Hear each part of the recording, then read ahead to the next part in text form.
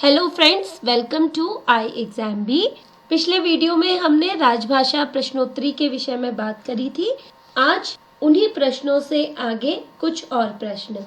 राजभाषा के लिए तैयारी करने के लिए आप हमारे राजभाषा ऑनलाइन कोर्स के साथ जुड़ सकते हैं, जहां पर फ्लैट 38% ऑफ का ऑफर चल रहा है। देर न करते हुए आप हमारे एक्सक्लूसिव IBPS SO राजभाषा कोर्स के साथ जुड़िए और बेहतरीन तरीके से हमारे साथ परीक्षा की तैयारी कीजिए। चलते हैं प्रश्नों की ओर। पहला प्रश्न है, उर्दू के स्थान पर हिंदी भाषा को कोर्ट कचहरियों में स्थान दिलाने की पहल किसने की? स्वतंत्रता से पूर्व उर्दू भाषा कोर्ट कचहरियों की भाषा थी और हिंदी भाषा भी कोर्ट और कचहरियों में उपयुक्त स्थान रखे, इसके लिए सर्वप्रथम पहल की थी भारतेंदु हरिश्चंद्र ने।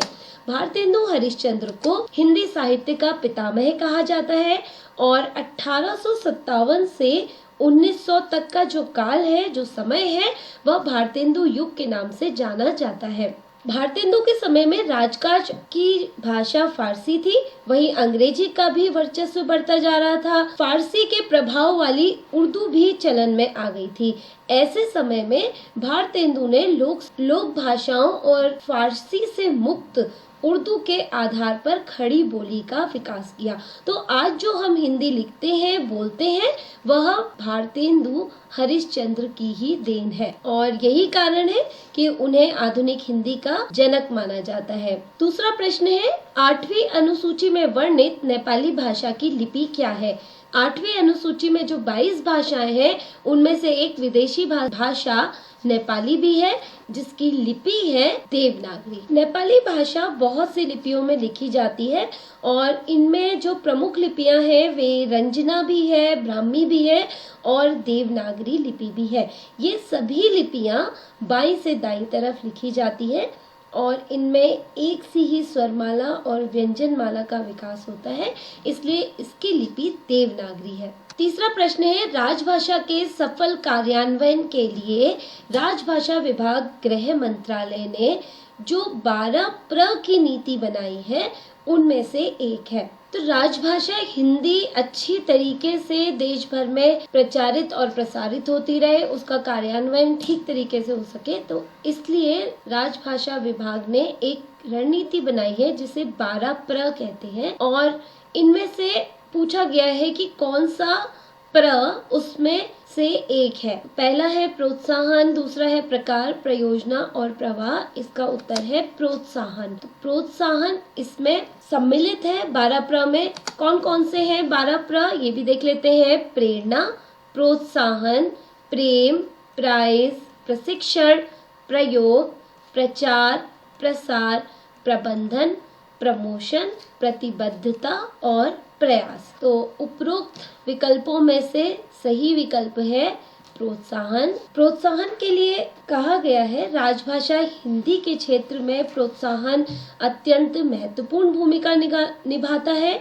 अधीनस्थ अधिकारियों, कर्मचारियों को समय समय पर प्रोत्साहित करते रहने से उनका मनोबल ऊंचा होता है और उनके कार्य करने की शक्ति में बढ़ोतरी होती है। तो इस प्रकार से प्रोत्साहन भी 12 प्र में से एक है। दूसरा प्रश्न है, संसद में प्रयोग की जाने वाली भाषा का उल्लेख संविधान के किस अनुच्छेद में है? का उत्तर है अनुच्छेद 120। अनुच्छेद 120 में यह कहा गया है कि संसद के सभी कार्य हिंदी अथवा अंग्रेजी भाषा में किए जाएंगे। वैसे तो हिंदी राजभाषा है तो हिंदी में कार्य होंगे और अंग्रेजी भाषा सहायक भाषा है तो अंग्रेजी भाषा में भी कार्य होंगे, अर्थात जितने भी डॉक्यूमेंट्स हैं उनका हिंदी से अंग्रेजी अनुवाद और अंग्रेजी से हिंदी अनुवाद किया जाए। दूसरा प्रश्न है, निम्नलिखित में से कौन सा कथन राजकीय भाषाओं के संदर्भ में सही नहीं है? कौन सा कथन है जो सही नहीं है? पहला कथन है, संविधान के भाग 17 में अनुच्छेद 343 से 351 राजभाषा से संबंधित है। यह बिल्कुल सही कथन है। दूसरा है, जब तक राष्ट्रपति कोई अन्यथा व्यवस्था न दे, उच्चतम न्यायालय के कार्य अंग्रेजी में होंगे। तीसरा कथन है राजभाषा अधिनियम को 1963 में पास किया गया था। सही कथन है।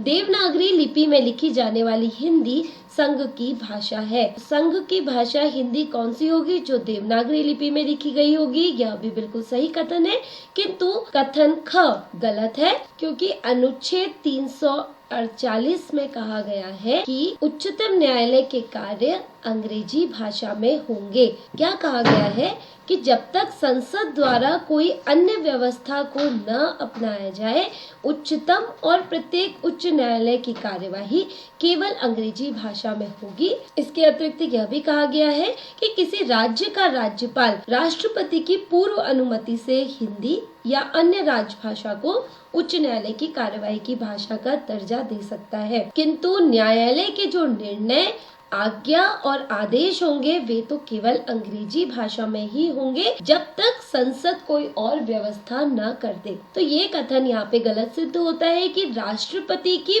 पूर्व अनुमति से ही दूसरी भाषा का प्रयोग हो सकता है, अन्यथा उच्चतम न्यायालय में जितने भी कार्यवाही होंगी वे सभी अंग्रेजी भाषा में होंगी। अगला प्रश्न है देश का पहला राष्ट्रीय हिंदी संग्रहालय कहाँ स्थापित किया जा रहा है?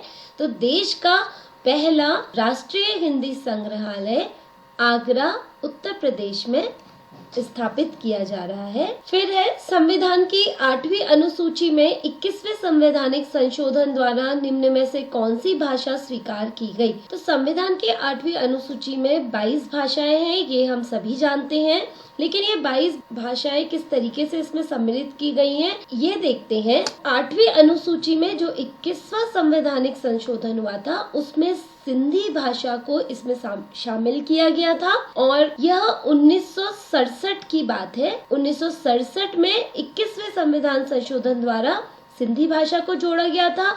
उसके बाद 1992 में 71वें संविधान संशोधन में कोंकणी, नेपाली और मणिपुरी भाषाओं को जोड़ा गया था।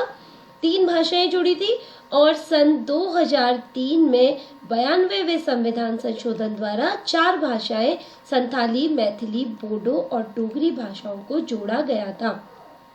तो इस तरह से प्रश्न घुमा फिरा के भी आ सकता है कि 1992 में 71वें संविधान संशोधन द्वारा कितनी भाषाओं को जोड़ा गया था? तो 3 भाषाओं को जोड़ा गया था और 2003 में 92वें संविधान संशोधन द्वारा कितनी भाषाओं को जोड़ा गया था? तो 4 भाषाओं को जोड़ा गया था। तो इससे पूर्व संविधान में केवल 14 भाषाएं ही थी और लगातार संविधान के संशोधनों के द्वारा अब 8वीं अनुसूची में 22 भाषाएं हैं। आगे चलते हैं। प्रश्न 8 है जिसकी कोई राष्ट्रभाषा नहीं है उसका कोई राष्ट्र भी नहीं है, यह कथन किसके द्वारा कहा गया है? तो यह कथन मुंशी प्रेमचंद्र के द्वारा कहा गया है कि जिस देश की कोई भी राष्ट्रभाषा नहीं है उसका कोई राष्ट्र भी नहीं है, अर्थात वह पंगु है। मुंशी प्रेमचंद्र भारत के उपन्यास सम्राट माने जाते हैं और उनका लेखन हिंदी साहित्य की एक ऐसी विरासत है जिसके बिना हिंदी के विकास का अध्ययन अधूरा होगा। इन्हें धनपत राय के नाम से भी जाना जाता है, नवाब राय के नाम से भी जाना जाता है और प्रेमचंद्र ने सोजे वतन, ईदगाह इत्यादि रचनाएं लिखी थी और जो इनका बहुत प्रसिद्ध उपन्यास है वह है गोदान। इन्होंने हिंदी भाषा को देश की भाषा बनाने के लिए बहुत अधिक प्रयास किए। तो इसका उत्तर है मुंशी प्रेमचंद्र। आगे बढ़ते हैं। किस संस्थान ने वर्ष 2012 में देवनागरी लिपि तथा हिंदी वर्तनी का भारतीय मानक जारी किया? तो इसका उत्तर है केंद्रीय हिंदी संस्थान। केंद्रीय हिंदी संस्थान ने सर्वप्रथम हिंदी वर्तनी का भारतीय मानक जारी किया। पहले ये समझ लेते हैं हिंदी का मानक क्या होता है। हिंदी का मानक वह स्वरूप है जिसका शिक्षा और कार्यालयी कार्यों में उपयोग किया जाता है। मानक हिंदी से तात्पर्य है हिंदी का शुद्ध स्वरूप क्या है और जो शिक्षा और कार्यालयी कार्य है उनमें किस प्रकार से उसका उपयोग किया जाएगा। तो ये जो मानक हिंदी है इसकी जो वर्तनी है किस प्रकार से लिखी जाएगी, देवनागरी लिपि को लिखने का क्या तरीका होगा, ये सभी कार्य केंद्रीय हिंदी निदेशालय के हैं, अर्थात जो भी मानक हिंदी की वर्तनी है, वर्तनी की शुद्धता अशुद्धता का जो कार्य है वो केंद्रीय हिंदी निदेशालय का है। लेकिन वर्ष 2012 में केंद्रीय हिंदी संस्थान आगरा ने हिंदी वर्तनी का भारतीय मानक जारी किया। फिर आता है इनमें से ग क्षेत्र के अंतर्गत आने वाला संघ शासित राज्य कौन सा है, जिसे वर्ष 2019 में शामिल किया गया है। तो 2019 में कौन सा ऐसा क्षेत्र है जो ग क्षेत्र के अंतर्गत आता है। ग क्षेत्र का तात्पर्य हम समझते हैं जो क और ख क्षेत्र में नहीं आता। क क्षेत्र जो राज्य हिंदी भाषी है पूर्णतः, ख क्षेत्र जो अर्ध हिंदी भाषी है। लेकिन ग क्षेत्र में आने वाला संघ शासित राज्य इनमें से कौन सा है। जम्मू कश्मीर 2019 में इसमें शामिल किया गया। लोकसभा ने जम्मू कश्मीर आधिकारिक भाषा विधेयक 2020 को मंजूरी प्रदान की, जिसमें 5 भाषाओं को आधिकारिक भाषा का दर्जा दिया गया। हिंदी, अंग्रेजी, उर्दू, कश्मीरी और डोगरी, ये 5 भाषाएं जम्मू कश्मीर में आधिकारिक भाषाएं दी गई हैं। इससे पूर्व जम्मू कश्मीर का अपना संविधान था और अपनी ही उनकी भाषा थी। वहाँ सभी राजकाज के कार्य उर्दू अथवा अंग्रेजी भाषा में हो रहे थे, लेकिन अभी वहाँ पर इन 5 भाषाओं को आधिकारिक भाषा देने का प्रावधान किया गया है। इसी प्रकार के अन्य प्रश्न हल करने के लिए आप हमारे एक्सक्लूसिव ऑनलाइन कोर्स के साथ जुड़ सकते हैं। हमारे चैनल को सब्सक्राइब कीजिए और हमारे साथ ही परीक्षा की तैयारी कीजिए।